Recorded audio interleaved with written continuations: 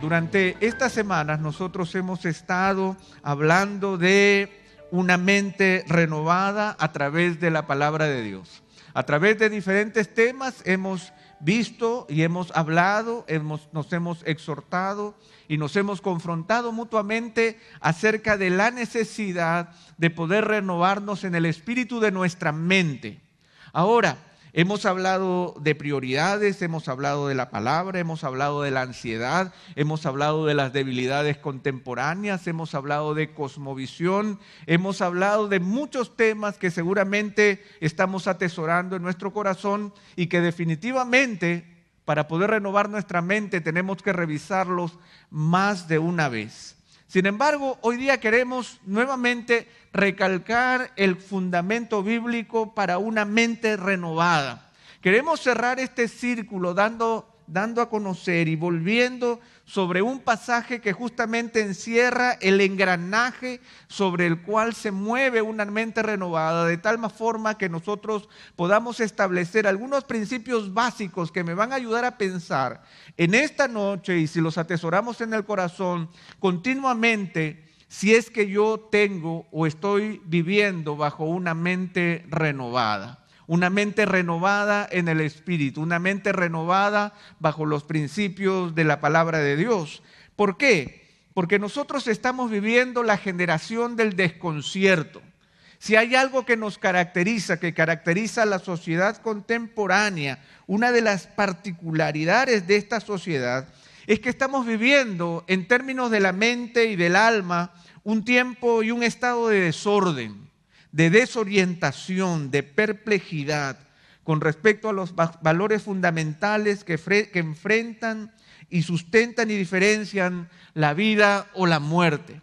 No hay duda que vivimos una generación del desconcierto, que si nosotros miramos nuestro alrededor nos vamos a hallar con más preguntas que respuestas. Vamos a encontrar desorden, vamos a encontrar indiferencia, vamos a encontrar perplejidad.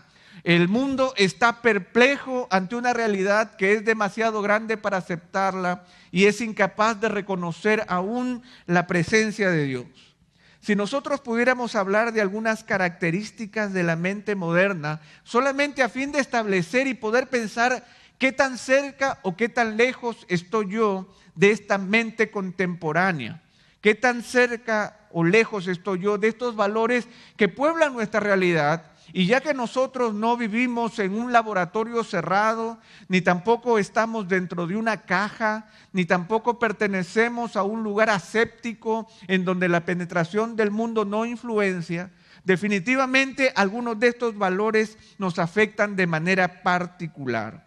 Una de las características de la mente contemporánea es que es sumamente subjetiva.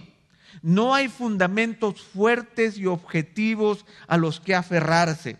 Todo se propone de manera relativa y sin posibilidad de ser evaluado.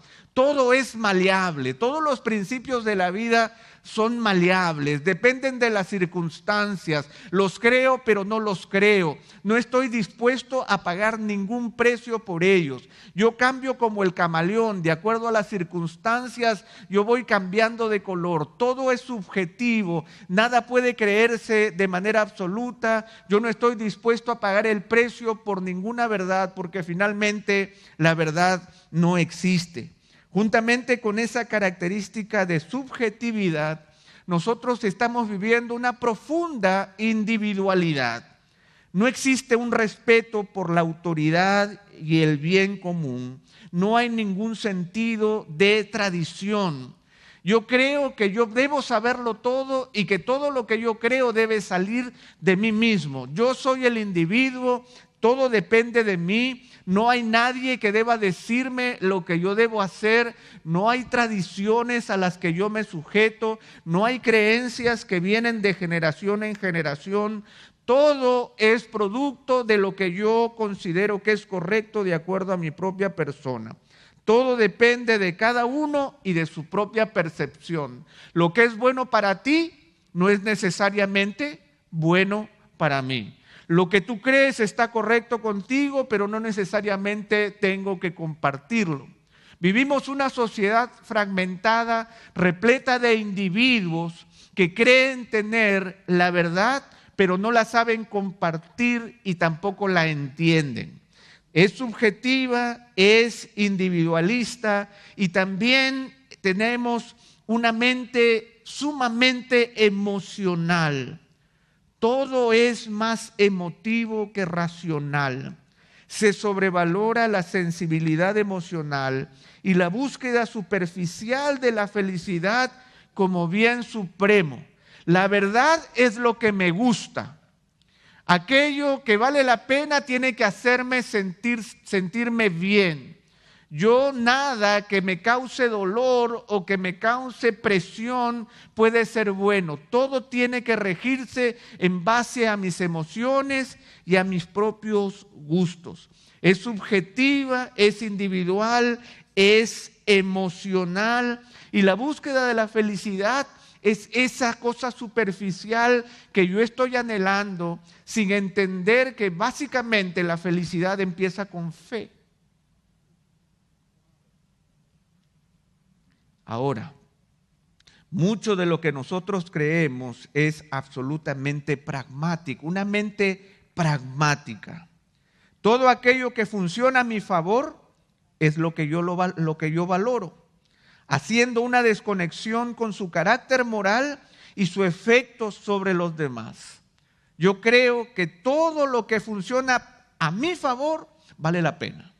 No importa cuál sea el precio que haya que pagar, no importa cuán inmoral esto sea, lo importante es que funcione, que me haga obtener aquello que yo estoy buscando, aquello que yo quiero conseguir. Una mente desordenada, subjetiva, emocional, individualista, meramente pragmática. Y aunque podemos abundar en características, quizás la última que quiero mencionar es que es indiferente. Toda convicción se desvanece con rapidez y no hay disposición para establecer ningún compromiso que obligue a perder la comodidad personal. Yo soy indiferente. Todo aquello que yo creo o que valoro en realidad no sirve para nada porque no me mueve a nada. Nosotros somos la generación televidente. Podemos estar sentados en un cómodo sillón frente al televisor con una bebida helada. Podemos ver las peores noticias del mundo y simplemente yo cambio de canal. Soy un observador de lo que está sucediendo. Soy un crítico de la realidad. Puedo opinar profundamente sobre todos los problemas del mundo, pero finalmente soy indiferente porque yo nunca me voy a levantar de ese sillón para hacer algo por aquello que yo estoy viendo a mi alrededor.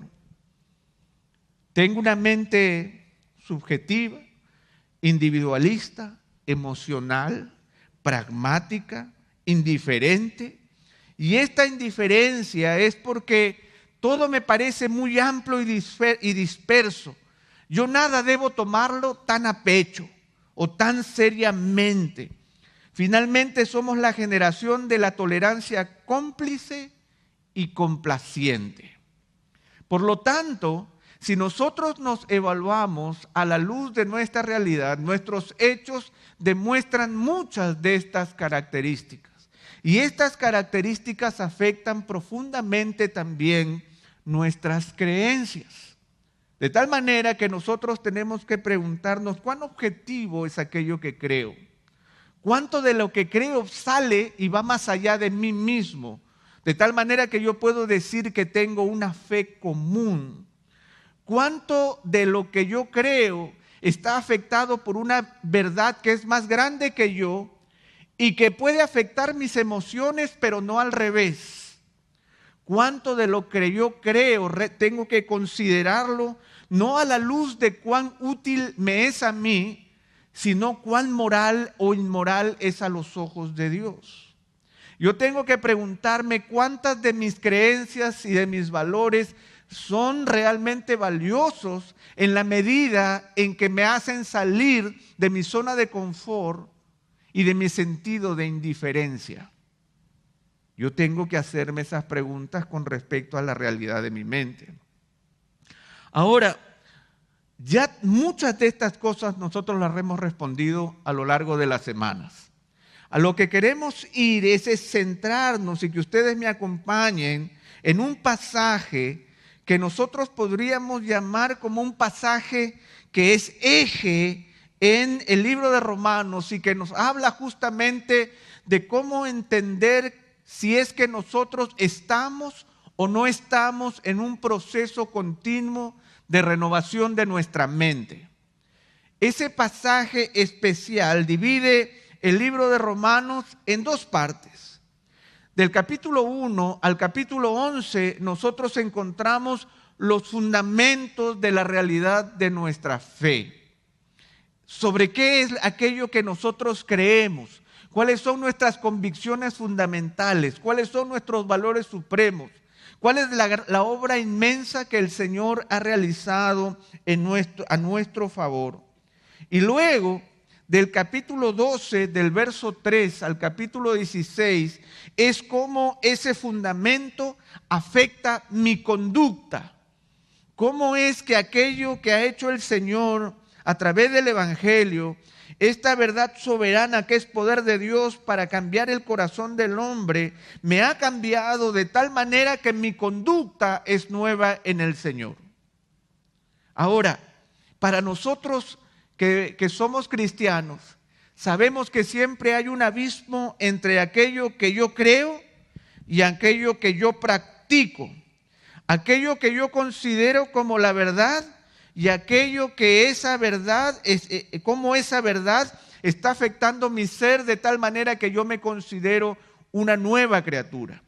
Es entonces que nosotros podemos ver que en medio de este engranaje, en medio de esta bisagra, hay un pasaje central que hace que estos dos elementos se mueven y funcionen en armonía.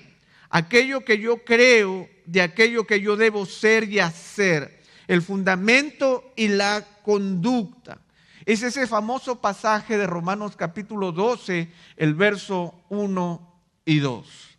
Yo quisiera volver a traerlo en esta noche con ustedes. Yo sé que es un pasaje que ustedes conocen muy bien.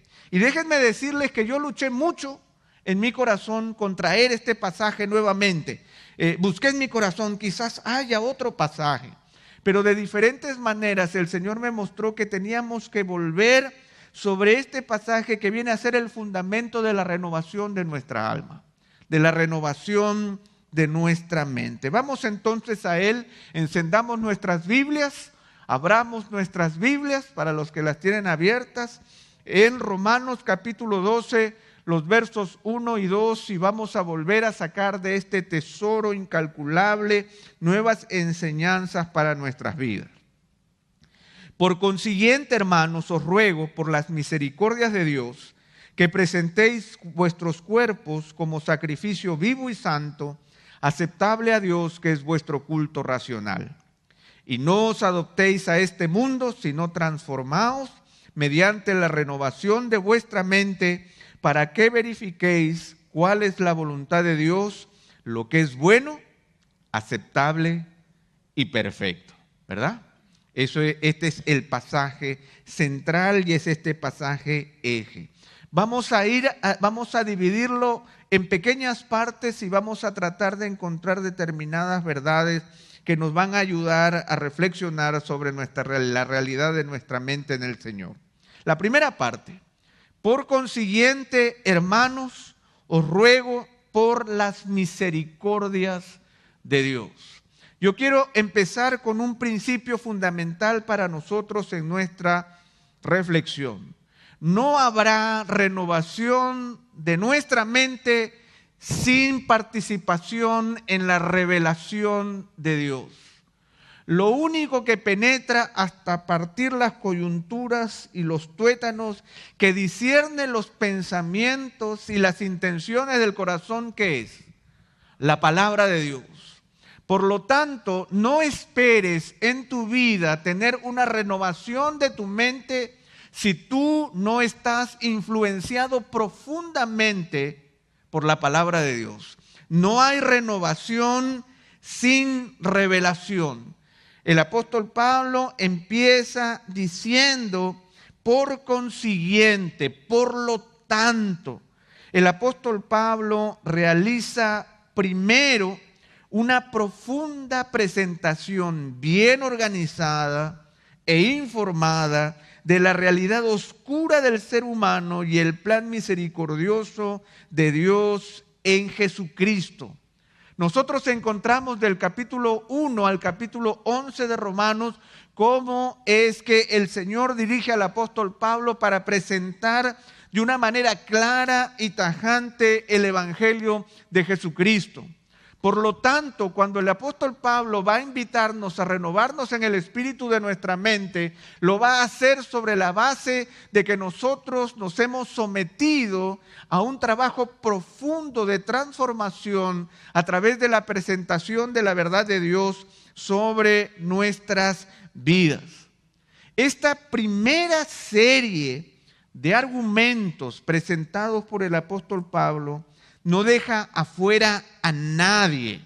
Por eso es que el apóstol Pablo dice, por consiguiente, hermanos, por lo tanto, habiendo escuchado y habiendo leído y habiendo reflexionado y meditado en todas las verdades presentadas, todos nosotros somos hermanos.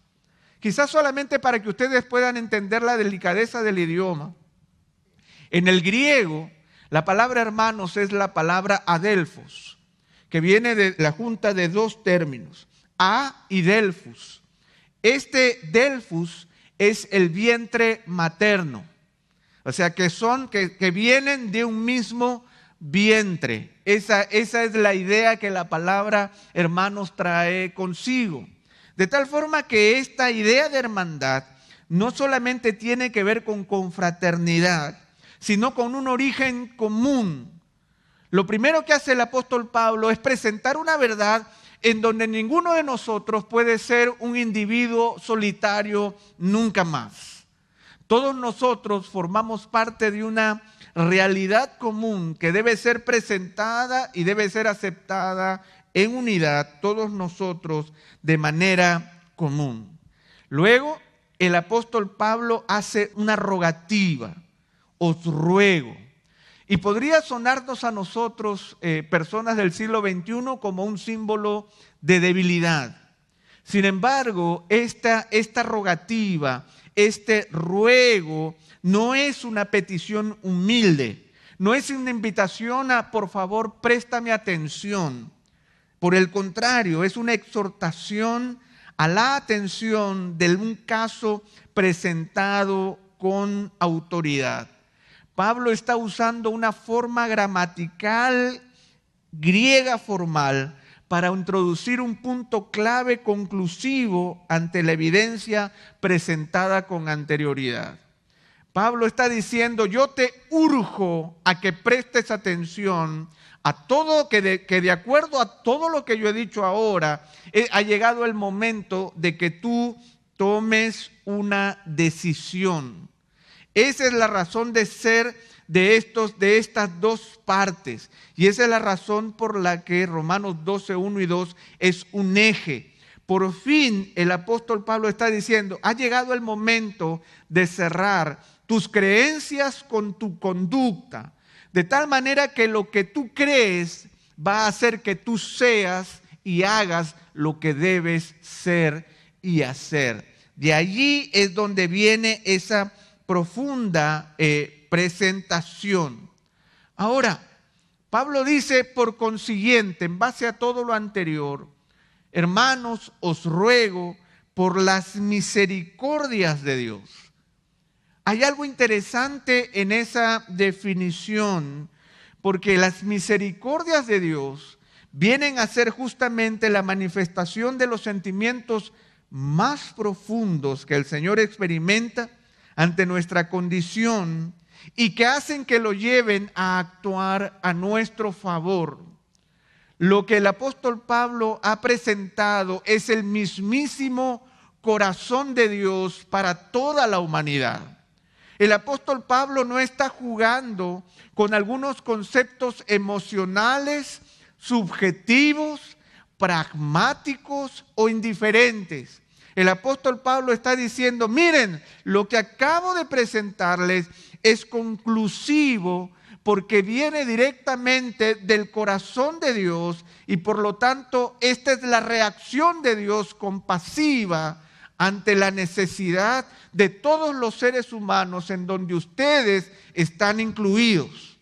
Cuando yo leo Romanos, yo no puedo estar sentado en un sofá como quien ve la televisión y está escuchando a un hombre hablando y tratando de entretenerme. Yo no puedo mantenerme indiferente. Hay un reconocimiento. El Señor nos está urgiendo a tomar una decisión de renovación, una decisión de cambio ante la grandeza de las misericordias de Dios. Entonces, ¿en dónde surgen estas misericordias? Nuevamente, solamente para que ustedes lo puedan ver en la riqueza del lenguaje. En hebreo, el origen de la compasión está en las vísceras, en los intestinos. Ese es ahí donde se sienten, donde el hebreo sentía las emociones, en los intestinos. Por eso nosotros a veces en español hablamos de una pasión que me sale de las entrañas, o que alguien ha tenido una reacción visceral, una emoción muy fuerte. Oye, ese hombre reaccionó visceralmente, porque tuvo una reacción muy fuerte, porque le sale de dentro, me sale de las entrañas. Cuando se habla de las misericordias de Dios, Dios no está actuando livianamente. Dios no está dando a conocer un plan que Él puede pensar que hoy funciona y mañana no. Él está hablando de una verdad inconmovible planeada por Él desde la eternidad y hasta la eternidad con el objetivo de buscar y rescatar aquello que se había perdido. Dentro de ese plan entran todos los males y los dramas del ser humano. En el Evangelio está incluido el corazón de Dios para todos los dilemas del ser humano. En el Evangelio está incluido el corazón de Dios para cada uno de nosotros, en donde el Señor de manera particular nos ha visto y ha desarrollado un plan de bendición para rescatarnos de ese mar de oscuridad y de pecado en el que todos nosotros estábamos sumidos. Esa es la intención. Por eso es que nosotros afirmamos que el Evangelio es la respuesta precisa y soberana de Dios a su misericordia. Hermanos, ¿lo vemos de esa manera? El Evangelio es la respuesta precisa y soberana de Dios a su misericordia. El Señor sintió desde las entrañas el dolor y la pérdida del ser humano, y a través de ese dolor Él percibió un plan de redención que ocupó aún a su propio Hijo para ser entregado en propiciación por nuestros pecados. Por eso es que no hay renovación sin revelación, porque yo no me puedo renovar en medio de mi subjetividad. Yo no puedo renovarme en medio de mis propias emociones y mis temores, tratando de pensar que el Señor tiene un plan particular para tratar ese caso específico que yo solamente tengo porque soy único. Conmigo se rompió el molde y ya no hay más. Por lo tanto, yo estoy tratando de negociar con Dios un plan adjunto a la realidad que está destruyendo mi alma.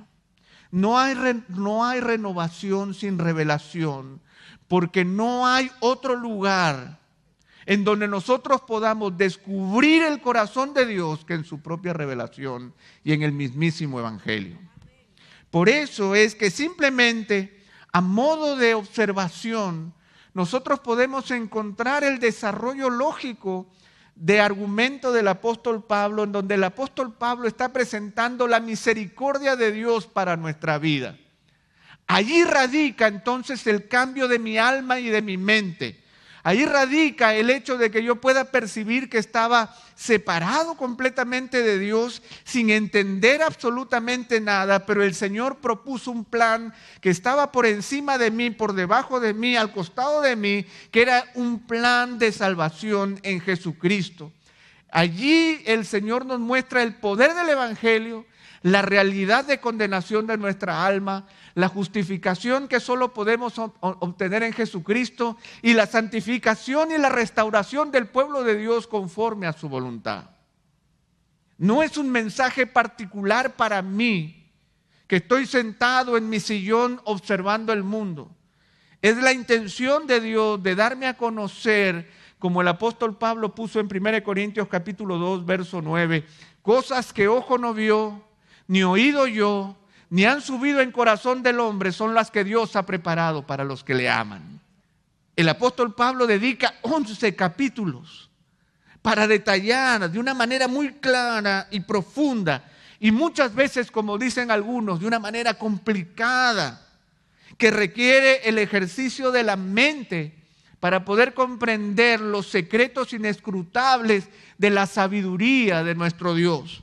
Justamente el apóstol Pablo, al final del capítulo 11, si ustedes me acompañan, al final del capítulo 11, él mismo reconoce de una manera particular a partir del verso 33, oh profundidad de las riquezas y de la sabiduría y del conocimiento de Dios, cuán insondables son sus juicios e inescrutables sus caminos, pues ¿quién ha conocido la mente del Señor? ¿O quién llegó a ser su consejero? ¿Y quién le ha dado a él primero para que se le tenga que recompensar? Porque de él, por él y para él son todas las cosas. A él sea la gloria por siempre. Amén. Esa es de la realidad de la complejidad de nuestra revelación. Pero ese es el camino que el Señor quiere que yo siga para renovarme en mi entendimiento. ¿Estás entendiendo ese ejercicio particular que tú debes hacer de escudriñar las Escrituras, de buscar al Señor con sabiduría, con inteligencia, con devoción y compasión, no buscando tu propia verdad, sino poder descubrir la verdad de Dios que ha estado escondida, el misterio escondido por tiempos y edades? Esa es nuestra responsabilidad. Cuando entonces yo he pasado por esta primera etapa, esta primera consideración, yo no puedo renovar mi mente sin antes ser expuesto a la revelación de Dios. No se trata de un caso particular. Yo tengo que unirme a la humanidad y tengo que reconocer que en mí no hay diferencia, porque el Señor dice, no hay diferencia, por cuanto todos pecaron, incluido tú y tú y tú todos. Por cuanto todos pecamos, estamos destituidos de la gloria de Dios. Por lo tanto, yo requiero ser sometido a la revelación de Dios. Y después que yo he tenido ese claro entendimiento de mi condición en el Señor y de la salvación en Jesucristo, es que viene la segunda parte. Que presentéis vuestros cuerpos como sacrificio vivo y santo, aceptable a Dios, que es vuestro culto racional. Presentar nuestros cuerpos como sacrificio.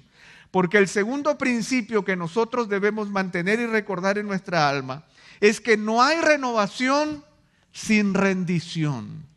Yo no puedo renovar mi mente sin que antes yo me consagre delante del Señor. El Señor no espera que yo me enfrente a una tribuna de Él y que yo me le presente a un debate para ver, Señor, si estas verdades que tú me presentas me van a ser útiles, porque si no, déjame cuestionar un poco esto de Jesucristo y la cruz, porque en realidad tan sangrienta la cosa.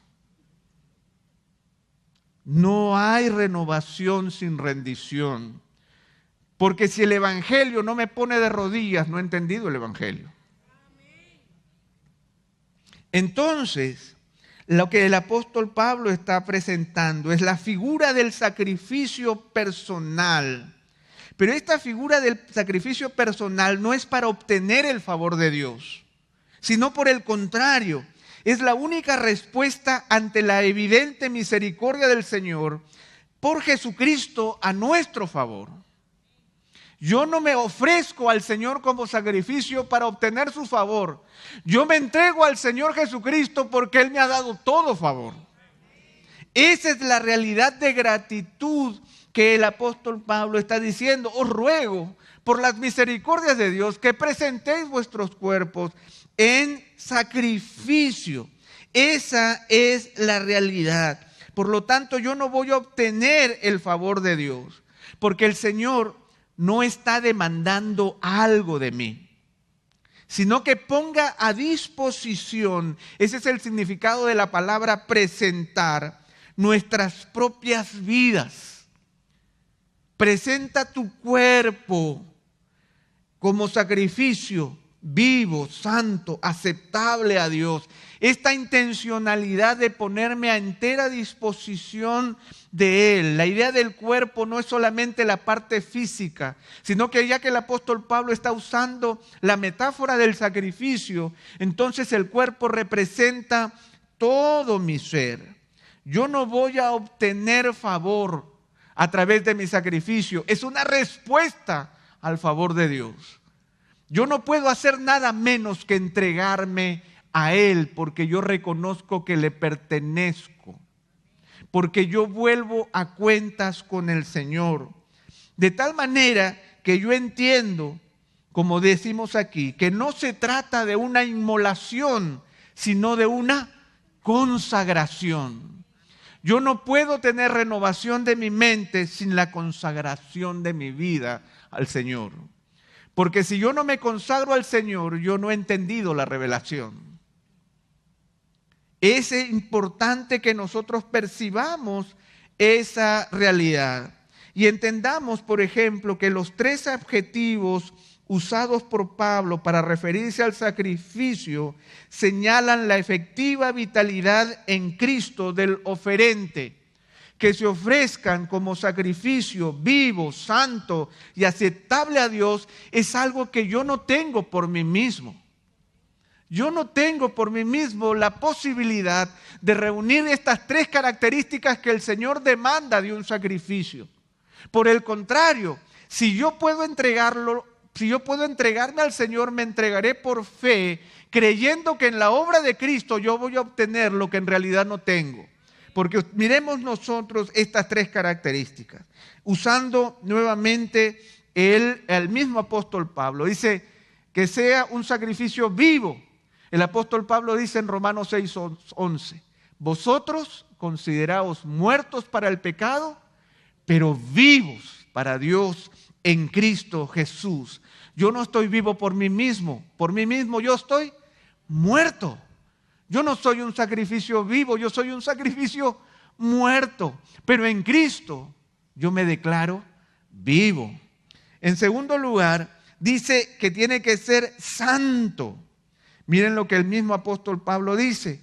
Presentaos vosotros mismos a Dios como vivos de entre los muertos y vuestros miembros a Dios como instrumentos de justicia. Nosotros nos presentamos delante de Él y la santidad es producto de que le pertenecemos a Él. El Señor nos reconoce como suyos, pero al mismo tiempo estos miembros de muerte que estaban dedicados a la injusticia pueden ser utilizados por el Señor para las causas de justicia que Él solamente tiene. Y por último dice que es aceptable a Dios. Y Romanos 5:1, este precioso verso que todos conocemos. Por tanto, habiendo sido justificados por la fe, tenemos paz para con Dios por medio de nuestro Señor Jesucristo. Vivo, santo y aceptable son tres características que nosotros obtenemos en Él, no por nosotros mismos. Y por último, aparece la idea de que este sacrificio es nuestro culto racional. ¿Qué es la idea de culto racional? Justamente empezamos a ver cómo la renovación nos lleva a la revelación nos lleva a la rendición y esta rendición se convierte en una efectiva adoración delante del Señor. esta rendición se convierte en nuestra adoración comprensiva, que surge como consecuencia del orden de Dios manifestado en la revelación. La idea de culto que aparece en nuestras Biblias es la palabra adoración, o en griego la palabra latría. La palabra latría va acompañada de la idea de racional, y la palabra griega es la palabra lógicos. Lógicos, una latría lógicos. Eso es lo que el apóstol Pablo está diciendo. No está hablando de una adoración lógica, sino una adoración que surge del entendimiento de quién es Él. Una adoración que nace del logos, de la misma revelación de Dios, que es lo opuesto a la idolatría. La idolatría viene de dos palabras griegas también. Eidos, de donde viene la palabra ídolo. Eidos es en griego imaginación. Algo que se me ocurrió en mi mente, la adoración de algo que yo me imagino, de algo que no existe, de algo que yo he ideado en mi propio pensamiento. El apóstol Pablo está diciendo no. Cuando nosotros nos renovamos a través de la revelación y nos rendimos al Señor producto de esa convicción, esto va a producir un culto racional, una adoración entendida que va a surgir de toda nuestra vida, porque esta adoración no es meramente subjetiva, no es emocional, no es mística, no es supersticiosa, no es religiosa, nace de la revelación de Dios en gratitud por lo que Él ha hecho por mí. El Evangelio es poder de Dios. Esta adoración envuelve todo el ser, las acciones, la mente, el corazón, la voluntad. Yo me entrego por completo al Señor y finalmente le honra a Él, ya que glorifica su obra soberana en favor nuestro que nos ha sido revelada. Yo adoro al Señor no con lo que imagino que es idolatría, sino que adoro al Señor en respuesta a su revelación. Esto es lo que yo tengo para ti, producto de la compasión que yo tengo, producto de tu pecado. Este es el Evangelio, y el Evangelio comprendido y asimilado, aceptado en el corazón, produce una rendición absoluta al Señor y un reconocimiento de aquello que el Señor ha dado a conocer. No se trata de mi Dios, se trata del Dios creador del cielo y la tierra, que se ha dado a conocer de manera particular a través del Evangelio. Por lo tanto, no hay renovación sin rendición. Pero ahora, esto que es efectivo requiere un ejercicio de mantenimiento. Yo necesito mantener esta idea. ¿Entiendo el Evangelio? El Evangelio, a través de la revelación, me invita a una rendición. Pero ahora el apóstol Pablo inmediatamente, él dice, no os adaptéis a este mundo. Porque esto que lo que estamos haciendo delante del Señor, ¿dónde lo estamos haciendo? En el mundo. Por lo tanto, el mundo va a intentar ejercer presión profunda sobre mí para que yo no viva como el Señor espera que yo viva. Por eso es que el tercer principio es, no habrá renovación de mi mente sin resistencia.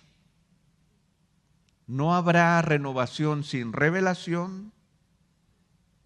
No habrá renovación sin rendición y no habrá renovación sin resistencia.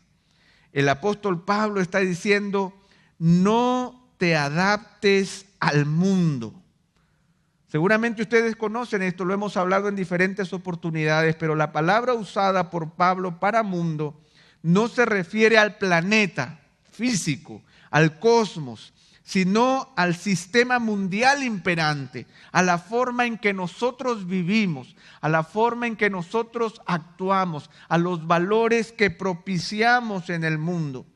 Por lo tanto, la palabra adaptar o la palabra conformar que aparece en la Reina Valera del 60 tiene que ver con una actitud de activa resistencia que nos lleva a no vivir simplemente bajo las esperanzas y las expectativas que el mundo ofrece. Yo no me adapto al mundo. Yo voy a tener una actitud de resistencia porque yo me he rendido al Señor y he creído al Evangelio. Y los pensamientos del Señor son más altos que los pensamientos del hombre. Y los caminos del Señor son más altos que los caminos del hombre. Y esa expectativa de no adaptarse al mundo es algo que el apóstol Pablo expresa de una manera muy clara en 1 Corintios 15, 19. Si hemos esperado en Cristo para esta vida solamente, somos de todos los hombres los más dignos de lástima. Si hemos esperado en Cristo para esta vida solamente, somos de todos los hombres los más dignos de lástima. Si el Evangelio es solamente para que yo encuentre la felicidad en este ayón, soy digno de lástima porque este ayón no le pertenece al Señor. Este sistema mundial no le pertenece a mi Dios.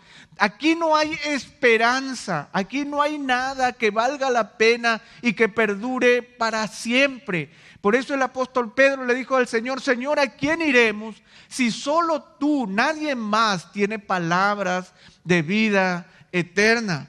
La gran oferta de nuestro Señor Jesucristo es un pan de vida para vida eterna. Es un agua, no que calme mi sed temporal, sino que calme mi sed eterna y la calme para siempre.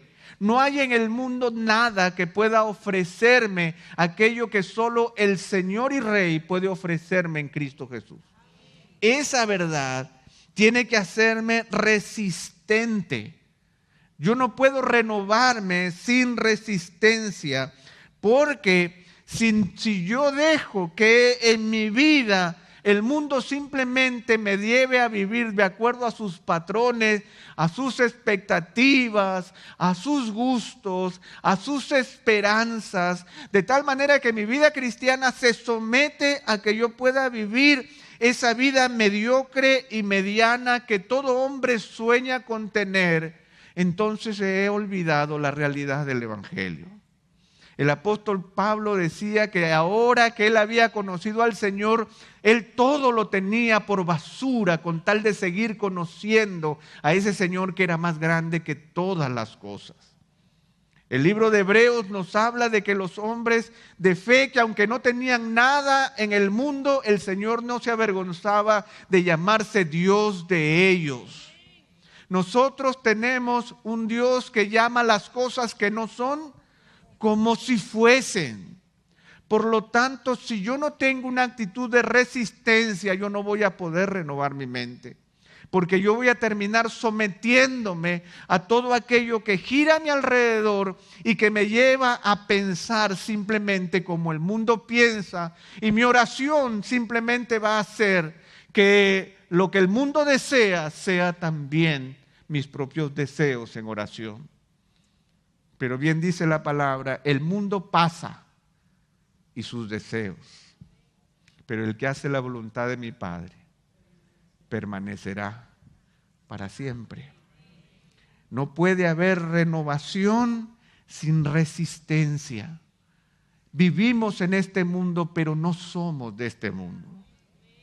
Tenemos que adquirir y vivir. Y hay muchas cosas que nosotros anhelamos de este mundo, pero no es mi anhelo final. No es donde descansa mi esperanza. No es donde yo me afirmo completamente. Yo me afirmo completamente en la seguridad de que Cristo vendrá por segunda vez. Y en el anhelo suplicante de mi alma de decir: Señor Jesús, ven pronto. Porque yo sé que todo esto desaparecerá, pero tu palabra permanece para siempre. Por lo tanto, esta actitud de resistencia tiene que ir acompañada de una transformación mediante la renovación de mi mente, que es justamente de aquello que nosotros estamos hablando. Ya tenemos la revelación, ya tenemos la rendición, ya tenemos la resistencia. Pero hay otro principio adicional. No hay renovación sin reemplazo.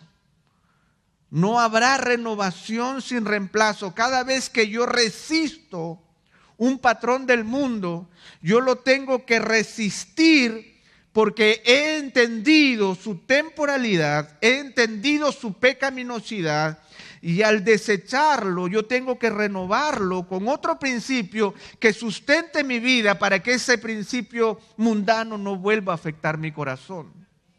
Yo necesito reemplazar. Yo necesito caminar en esa actitud de reemplazo.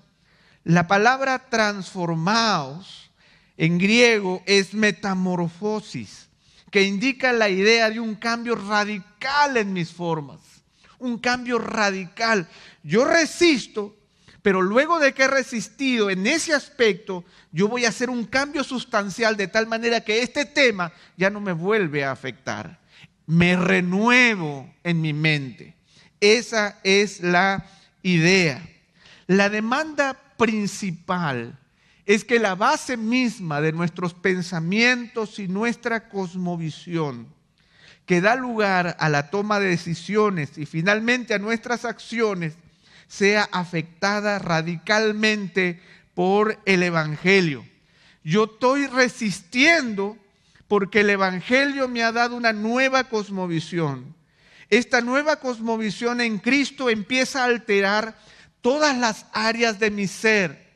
Toda la forma en que yo veía el dinero, la vestidura, la moda, la seguridad, la confianza, la forma en que yo veía a mis hijos, a mis padres, la forma en que yo manejaba, la forma en que manejo mi dinero, la forma en que relaciono con los demás, todo empieza a ser alterado de tal forma que yo encuentro en el Señor nuevos patrones.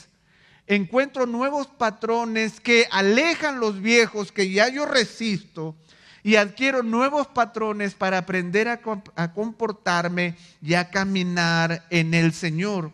Esa es la intención. Porque hermanos, y esto es fundamental para los que toman fotos, los cristianos están llamados a cuestionar todas las cosas. Nosotros no nos tomamos la sopa que nos trae el mundo así nomás. Nosotros estamos llamados a cuestionar todas las cosas, ajustándolas con la novedad de la vida en el Espíritu que encontramos en el Evangelio. Mira que esto aquí se ha hecho siempre. Ah, bueno, sí, en la novedad del Evangelio ya no se hace así. Pero si todo el mundo lo hace, no seas fanático. Bueno, en la novedad del Evangelio esto no se hace así. Ya no se hace así. ¿Y por qué lo haces así? ¿Cuáles son tus razones? ¿En qué te sustentas para hacer esas cosas? Nosotros cuestionamos todas las cosas y las ajustamos con la novedad de la vida en el Espíritu, no en la carne. Porque el que anda en la carne no agrada al Señor. El que anda en el Espíritu agrada al Señor. Y esa novedad de vida cuestiona todo lo que se hizo anteriormente, de tal manera que empieza a ajustar su vida en la novedad de vida que solo el Evangelio puede producir. Finalmente, esta renovación de la mente será el remedio al pecado de haber abandonado a Dios y por lo tanto haber sido entregado a una mente depravada. Así es como el apóstol Pablo inicia su alocución con respecto al Evangelio. En Romanos 1:28, él declara el gran drama de la humanidad. Él dice, y como ellos no tuvieron a bien reconocer a Dios, Dios los entregó a una mente depravada para que hicieran las cosas que no convienen, estando llenos de toda injusticia, maldad, avaricia y malicia, colmados de envidia, homicidios, pleitos, engaños y malignidad, etcétera, etcétera, etcétera. La desobediencia y la falta de reconocimiento de Dios produjo una mente depravada o una mente reprobada, una mente que no ha pasado el examen de la relación con Dios. Pero cuando nosotros volvemos al Evangelio, cuando nosotros nos rendimos, cuando nosotros resistimos, entonces ha llegado el momento de reemplazo. De tal forma que no hay renovación sin reemplazo. No hay renovación sin reemplazo. Yo tengo que cuestionar mis creencias fundamentales, las cosas que yo hago y por qué las hago. Porque en la novedad de vida del Espíritu yo tengo que cuestionarlo. Yo necesito cuestionar mi vida en la oscuridad y ahora mi vida en la luz.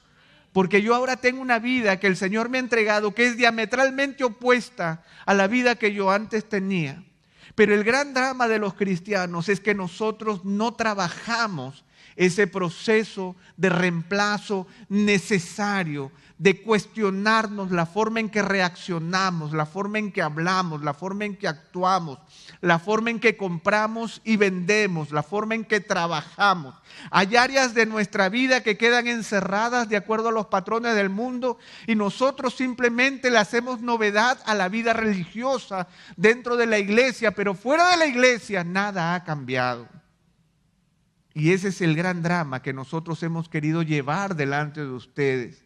No habrá renovación sin reemplazo, no habrá renovación sin resistencia, no habrá renovación sin rendición, no habrá renovación sin revelación.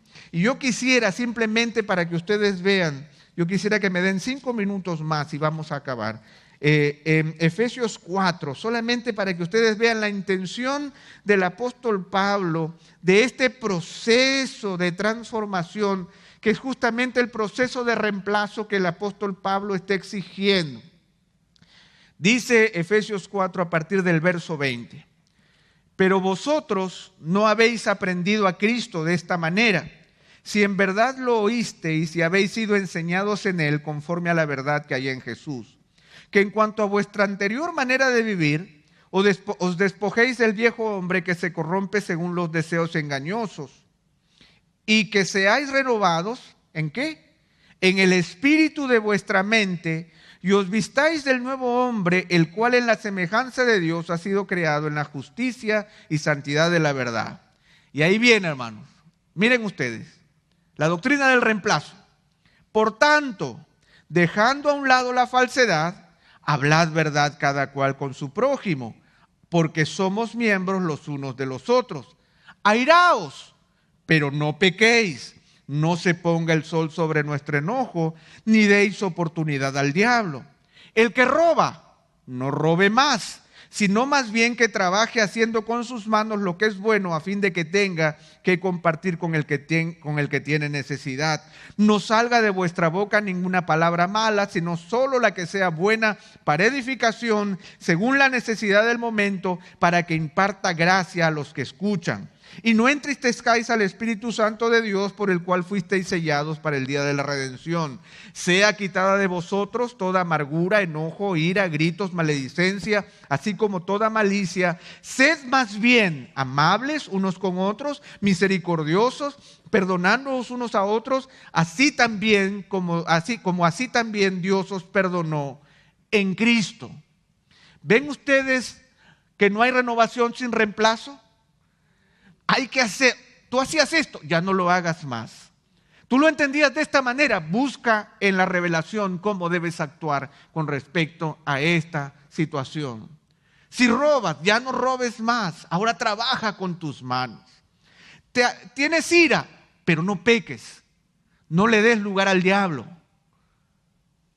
No hay renovación sin reemplazo. Y por último, esta renovación hace que finalmente que nosotros verifiquemos cuál es la voluntad de Dios, lo que es bueno, aceptable y perfecto. ¿Por qué? A la luz de Efesios 4 y lo que el apóstol Pablo ha venido diciendo y lo que va a decir más adelante, cada demanda que él presente con respecto a la conducta del creyente se basa en el poder del evangelio, no en el poder de ellos mismos. Por lo tanto, no habrá renovación sin que haya resultados. No podremos decir que tenemos una mente renovada si es que no lo vemos, si es que no se manifiesta en obras evidentes, en resultados evidentes. Ahora, ¿cómo es que esto se manifiesta? La mente depravada que nosotros leíamos en Romanos 1:28 es aquella que al abandonar al Señor ha sido desaprobada en el conocimiento de Dios y de su voluntad. Así es como vivíamos en el mundo cuando estábamos sin Cristo, desconocedores de Dios, desconocedores de su voluntad, desconocedores de sus caminos, caminando a tientas sin poder ver ni un atisbo del mundo espiritual. De allí entonces que sea necesario mostrar que la demostración evidente de una mente renovada por el Espíritu sea la capacidad de poder ser aprobado en la verificación de entender la voluntad de Dios. Que yo pueda percibir la voluntad de Dios y entender los caminos del Señor. Porque mi mente ha sido renovada, ya no es la mente de Romanos 1:28, es la mente transformada por el poder del Evangelio. Es el Espíritu Santo quien me guía a toda verdad. Es el Paracleto, el Consolador, el que me sostiene, el que me lleva a la verdad, el que me muestra la realidad de mi alma. Entonces, esto no es solo posible debido a una transformación intelectual, sino por un cambio radical de corazón que nos ha vuelto al Señor con sometimiento y obediencia. Es que yo quiero entender la voluntad de Dios para saber si la voy a hacer. Primero que me la diga y luego yo veo, ¿no es cierto? ¿Cuál es la voluntad de Dios? Yo primero quiero saberla para ver si es qué. Pero el Señor Jesucristo dice de una manera muy clara, ustedes tienen que haber leído en Juan capítulo 7, el verso 17, si alguien quiere hacer su voluntad, sabrá si mi enseñanza es de Dios o si hablo de mí mismo. Si yo no me he rendido delante del Señor, si yo no he creído lo que el Señor ha hecho en mí de tal manera que resisto al mundo y busco tener una mente de reemplazo de principios y verdades en una cosmovisión que responda al Evangelio, entonces difícilmente voy a estar apto para entender la voluntad de Dios. Porque la voluntad de Dios es el reconocimiento de mi desprendimiento a querer hacer lo que el Señor mande, sea lo que Él mande. Esta comprobación de la voluntad de Dios no solo se realiza en términos de acción, sino también en términos de valoración. Yo no le tengo miedo a la voluntad de Dios, porque la voluntad de Dios siempre es buena, es útil y con propósito, siempre es aceptable, porque satisface las expectativas. La voluntad de Dios siempre es perfecta, porque realiza una obra completa. Yo estoy seguro en los brazos amorosos del Señor, porque en el Evangelio me ha mostrado su misericordia. Yo no temo rendirme delante de Él, porque yo he renovado mi mente. Ya no descanso yo en los valores del mundo, en las columnas del mundo, sino que descanso en los brazos amorosos del Señor, porque no hay renovación sin resultados. Yo debo reconocer sus pisadas, las buenas obras que Dios ha preparado de antemano para que camine por ellas. Pero yo necesito trabajar todo un proceso de renovación para poder reconocer aquello que el Señor tiene para mí. Por eso, hermanos, yo quiero preguntarte, ¿en qué lugar estás tú ahora? ¿En qué momento de tu fe cristiana estás ahora? Yo tengo que reconocer en esta última sesión, después de todas las excelentes enseñanzas que hemos recibido, que es importante entender que no habrá renovación si no hay una dedicación profunda a escudriñar la palabra del Señor. No habrá renovación sin revelación. No le pidas al Señor una revelación, una renovación casual. Señor, mira, yo estoy pasando por esta situación, renuévame. Y el Señor te va a decir, renuévate en la palabra de Dios. Búscame, pero no en el agujerito del versículo que justamente me va a hacer bien porque me llegó por el Facebook, sino en todo el consejo de Dios. Dedícate a escudriñar todo el consejo de Dios. Y cuando te enfrentes al consejo de Dios, cae de rodillas ante quién es Él. La única respuesta segura al Evangelio es la rendición. Sin rendición no has entendido el Evangelio. Cuando el Evangelio se posa sobre mis hombros, mis piernas tiemblan hasta el punto que el peso de la revelación me hace caer de rodillas. El enorme peso de gloria del cual hablaba el apóstol Pablo, que lo hace caer de rodillas ante la grandeza del Señor. Pero cuando yo estoy en esa posición, la revelación y la rendición tiene que demostrarse de manera práctica en resistencia. ¿Cómo estás viviendo en el mundo? ¿Se nota que estás resistiendo? ¿Estás enfrentando las luchas que tienes que enfrentar, frenándote y cuestionando todos esos valores que tú creías y dabas por sentado, pero que ahora delante de tus amigos, tus compañeros de trabajo, los tienes que rechazar porque el Evangelio es más grande que tus propias creencias? Es importante que nosotros tengamos un ejercicio de resistencia. Y que este ejercicio de resistencia, cuando he resistido, ahora yo tengo que reemplazar. Cuando yo entendí que esto no puede seguir pasando en mi vida, yo lo tengo que reemplazar por nuevos valores, así como el ejercicio de Efesios capítulo 4. Yo tengo que trabajar un reemplazo.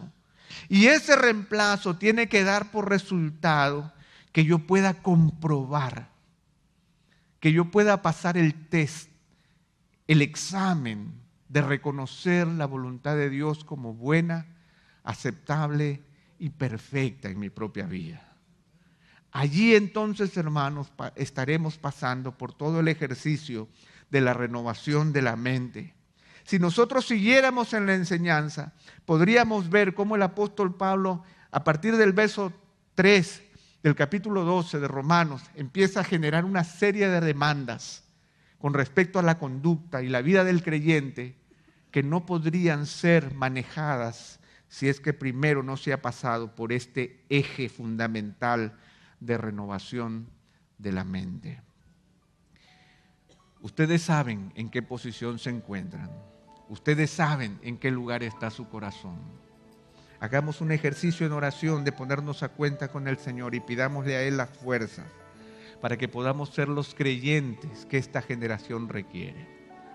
Hoy más que nunca, hermanos, se requiere de creyentes renovados en el espíritu de la mente, para que nosotros podamos enfrentar las presiones que nuestra sociedad está imponiendo sobre nosotros cada día de una manera más fuerte.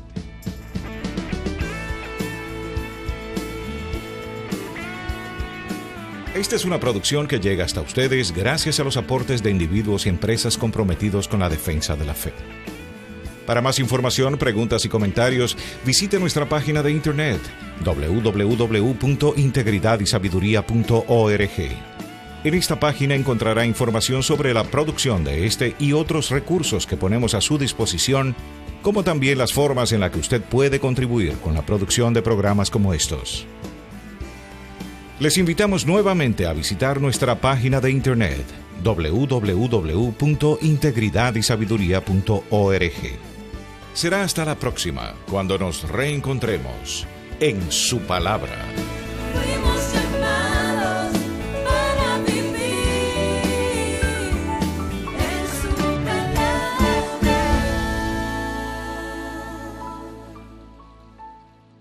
Definitivamente algunos de estos valores nos afectan de manera particular. Una de las características de la mente contemporánea es que es sumamente subjetiva. No hay fundamentos fuertes y objetivos a los que aferrarse. Todo se propone de manera relativa y sin posibilidad de ser evaluado. Todo es maleable, todos los principios de la vida son maleables, dependen de las circunstancias. Los creo, pero no los creo. No estoy dispuesto a pagar ningún precio por ellos. Yo cambio como el camaleón, de acuerdo a las circunstancias, yo voy cambiando de color. Todo es subjetivo, nada puede creerse de manera absoluta. Yo no estoy dispuesto a pagar el precio por ninguna verdad, porque finalmente la verdad no existe. Juntamente con esa característica de subjetividad, nosotros estamos viviendo una profunda individualidad. No existe un respeto por la autoridad y el bien común. No hay ningún sentido de tradición. Yo creo que yo debo saberlo todo y que todo lo que yo creo debe salir de mí mismo. Yo soy el individuo, todo depende de mí. No hay nadie que deba decirme lo que yo debo hacer. No hay tradiciones a las que yo me sujeto. No hay creencias que vienen de generación en generación. Todo es producto de lo que yo considero que es correcto de acuerdo a mi propia persona. Todo depende de cada uno y de su propia percepción. Lo que es bueno para ti no es necesariamente bueno para mí.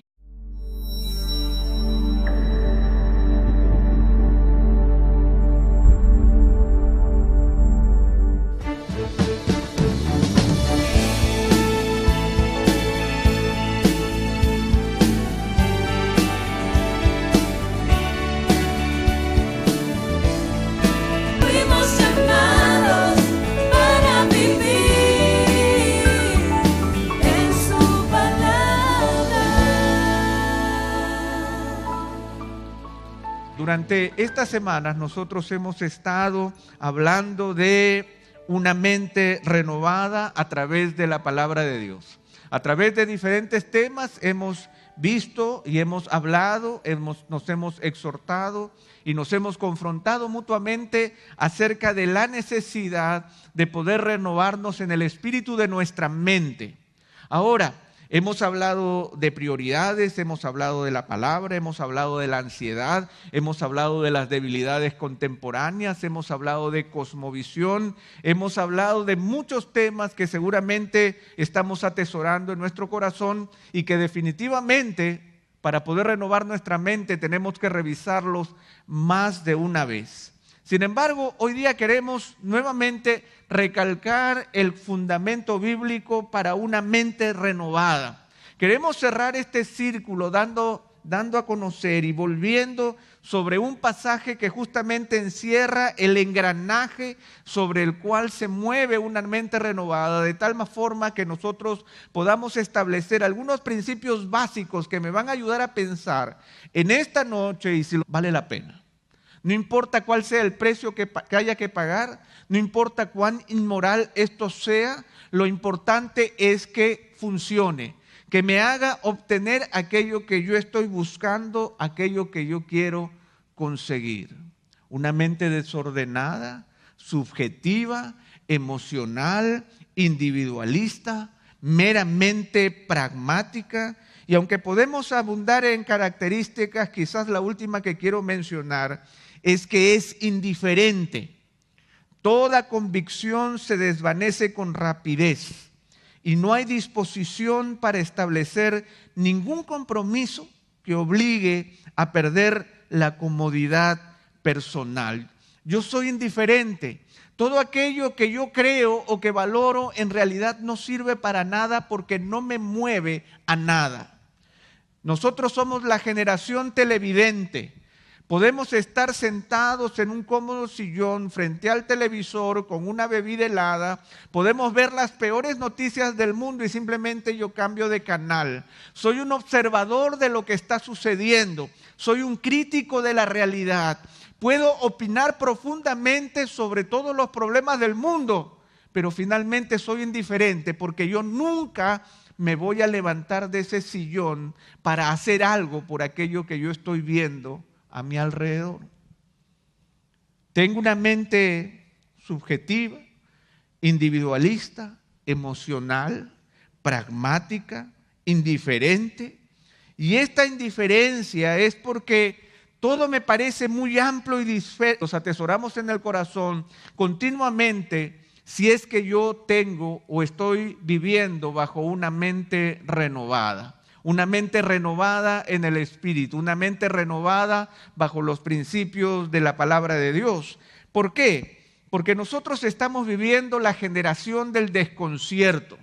Si hay algo que nos caracteriza, que caracteriza a la sociedad contemporánea, una de las particularidades de esta sociedad es que estamos viviendo en términos de la mente y del alma un tiempo y un estado de desorden, de desorientación, de perplejidad con respecto a los valores fundamentales que enfrentan y sustentan y diferencian la vida o la muerte. No hay duda que vivimos una generación del desconcierto, que si nosotros miramos nuestro alrededor nos vamos a hallar con más preguntas que respuestas. Vamos a encontrar desorden, vamos a encontrar indiferencia, vamos a encontrar perplejidad. El mundo está perplejo ante una realidad que es demasiado grande para aceptarla y es incapaz de reconocer aún la presencia de Dios. Si nosotros pudiéramos hablar de algunas características de la mente moderna, solamente a fin de establecer y poder pensar qué tan cerca o qué tan lejos estoy yo de esta mente contemporánea, qué tan cerca o lejos estoy yo de estos valores que pueblan nuestra realidad. Y ya que nosotros no vivimos en un laboratorio cerrado, ni tampoco estamos dentro de una caja, ni tampoco pertenecemos a un lugar aséptico en donde la penetración del mundo no influencia, lo que tú crees está correcto contigo, pero no necesariamente tengo que compartirlo. Vivimos una sociedad fragmentada, repleta de individuos que creen tener la verdad, pero no la saben compartir y tampoco la entienden. Es subjetiva, es individualista y también tenemos una mente sumamente emocional. Todo es más emotivo que racional. Se sobrevalora la sensibilidad emocional y la búsqueda superficial de la felicidad como bien supremo. La verdad es lo que me gusta. Aquello que vale la pena tiene que hacerme sentirme bien.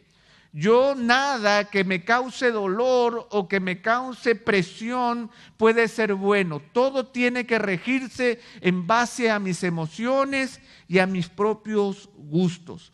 Es subjetiva, es individual, es emocional y la búsqueda de la felicidad es esa cosa superficial que yo estoy anhelando sin entender que básicamente la felicidad empieza con fe.